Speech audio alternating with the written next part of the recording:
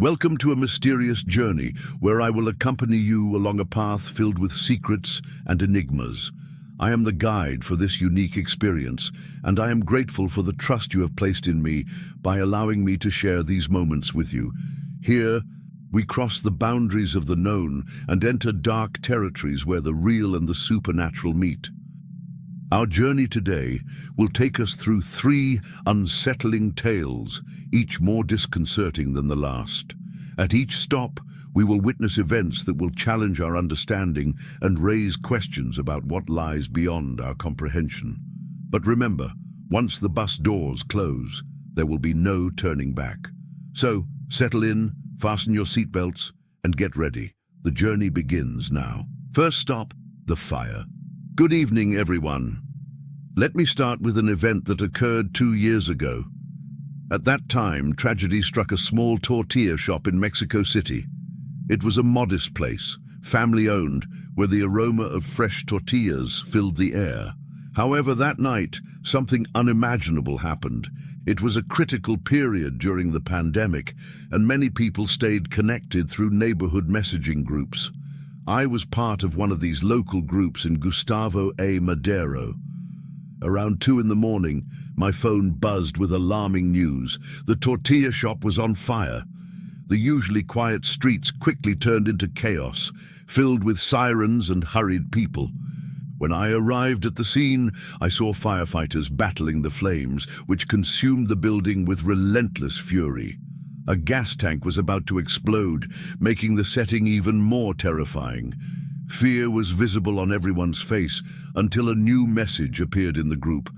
"A woman is trapped on the upper floor."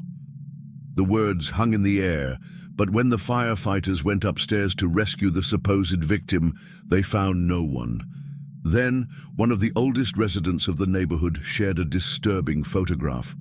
The image clearly showed, amidst the flames, the silhouette of a woman standing on the 2nd floor, observing the scene with a fixed gaze, as if she were in another realm, oblivious to the danger. The photo quickly circulated among the community as proof of the unexplainable. Who was this woman? Was she a spirit, an illusion, or something that transcends our understanding? The fire left deep scars. The tortilla shop was never rebuilt, but conversations about that night still echo among the residents. Many claim to hear footsteps in the empty lot at night. Perhaps the mysterious woman is still there, or maybe she is the echo of something that will never be explained. Second stop, the teacher. Now, I'd like to share a personal experience from when I was still in school. It all happened on an ordinary day that quickly became anything but. As I rushed out of the house, I saw my teacher standing in the middle of the street. He was motionless, as if waiting for something. His posture was strange, but I decided to ignore him. However, something inside me urged me to pay attention. In the following days, the scene repeated itself. The teacher remained in the same spot, looking at me with a strange expression, a mix of rejection and sadness. However, he didn't show up for classes. His colleagues and students talked about his absence, but no one knew the reason. Soon, rumors began to spread. He had passed away suddenly. One day, as I walked past him again, I felt a warm hand on my shoulder. When I turned around, I saw him slowly fade away, as if consumed by a mist. Later at school, we learned that he had actually died months earlier. He was no longer among the living when he began appearing to me. I was intrigued by the thought that perhaps he was trying to send me a message before moving on to the other side. His expression reflected guilt, remorse, as if he were trapped between 2 realities, trying to complete something left unfinished. Third stop, my friend Roberto. Finally, we arrive at the last story of today's journey. This one involves a friend from my teenage years, Roberto. He was a young man whose life was marked by emotional and family challenges. There was something in his presence that conveyed sadness, but also a quiet strength that few noticed. Roberto often spoke about his desire to give up on life. I tried to help him, encouraging him to find reasons to keep going. He had an impressive talent for music and dreamed of one day playing in a great orchestra.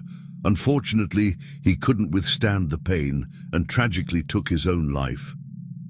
The day he died, he came to see me in the afternoon for a goodbye that felt strange but serene. He seemed at peace with himself, talking about a journey as if he was ready to leave. The next morning I was told about his death, which had occurred the previous afternoon. I had seen him after his passing. How was that possible? There was no rational explanation for what happened. His parents confirmed the time, and in shock, I realized he had sought me out for one last farewell before leaving this world. Today I understand that moment was his way of ensuring he would be remembered fondly. He needed one last moment of connection before departing, and wherever he is, I hope he has found the peace he so desperately sought. And so, we conclude our journey for today. I deeply thank you for accompanying me on this mysterious path. Remember that each story, no matter how unsettling, holds a lesson about what makes us human, even in moments that go beyond our understanding. As you reflect on these tales, keep in mind that the unexplainable often challenges us to question our own beliefs, and perhaps, just perhaps, the answers lie in places where reason cannot reach. Now rest, close your eyes, but don't lose focus. The road will always have more stories to tell. Until next time.